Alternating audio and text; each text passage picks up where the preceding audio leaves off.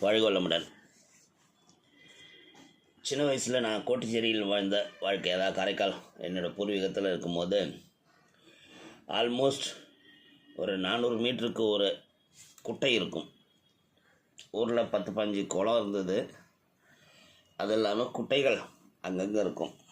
தோப்பு இருக்கிற இடத்துலலாம் குட்டை இருக்கும்.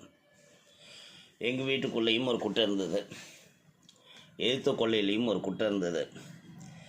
அதனால் இந்த மாதிரி மழை காலங்கள்லாம் ராத்திரி கோரஸாக ஒரு சவுண்டு கேட்கும்.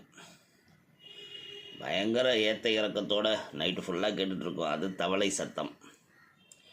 இப்படி தவளை சத்தம் போட்டதே அது குரட்டையா இல்லை வேறு ஏதாவது காரணம் உண்டா அப்படின்னு ஒரு கேள்வி கேட்டு அதுக்கான பதிலை இன்றைக்கி டெய்லி லேர்னிங்கிற தலைப்பில் தேடினோம்னா, தவளை எழுப்புகிற சத்தம் குரட்டை இல்லைங்க, காதலிக்க அழைப்பு. கண்ணே என்ற ஆணும் அத்தான் என்ற பெண்ணும் தொலைவிலிருந்து எழுப்புகின்ற அழைப்பு தான் உங்களுக்கு கர்ண கொடூரமாக காதில் விழுகிறது.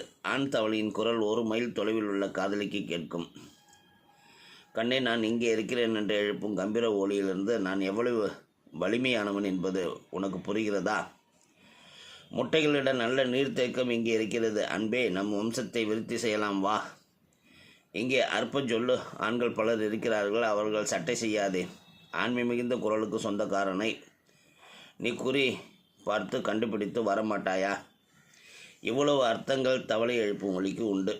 ஒவ்வொரு தவளைக்கும் பிரத்யேக குரல் உண்டு. மொத்தமாக கிளம்புவது ஒரு அற்புதமான சிம்பனி இசை பெண் தவளைகளுக்கு.